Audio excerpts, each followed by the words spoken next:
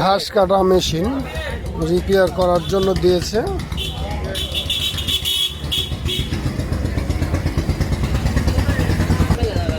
এটা ফরিস্টক।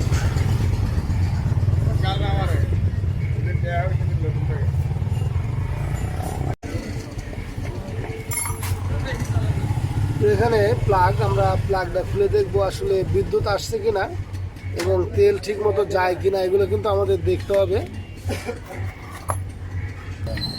তো এটার কিন্তু হাই টেনশন কয়েল এবং এখান থেকেই কিন্তু বিদ্যুৎ উৎপাদন হয় এই দুই চৌম্বকের মাধ্যমে।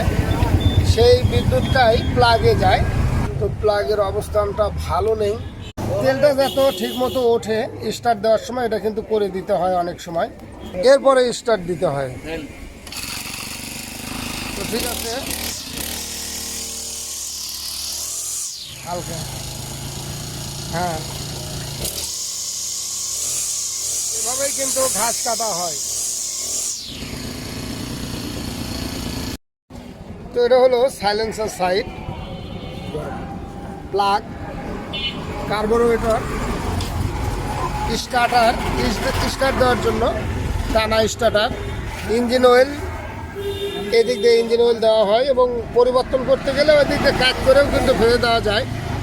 তো এটার ইঞ্জিন অয়েল পরিবর্তন করে দিতে হবে এবং যেভাবে দেখানো হলো স্টার্ট না হলে এখান দিয়ে তেল তুলে নিতে হয়।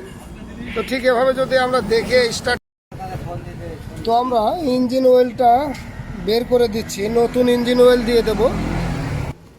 এখানে 100 গ্রাম ইঞ্জিন অয়েল বের হয়েছে, আমরা আবার পরিমাপ মতো দিয়ে দেবো। এখানে কিন্তু গেজ আছে, অর্থাৎ মাপের জিনিস আছে। তো আমরা গেজের মাপে দিয়ে দেবো, অর্থাৎ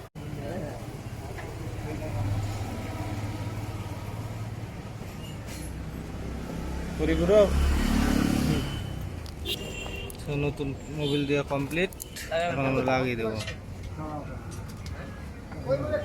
ফুল সুইচ। হ্যাঁ হ্যাঁ, বেশি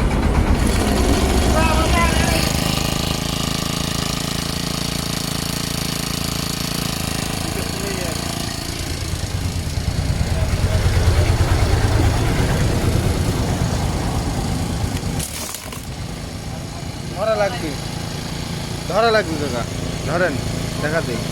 ওখানে না এই রে আল্লাহ, ওখানে না, এখানে ধরেন। হ্যাঁ,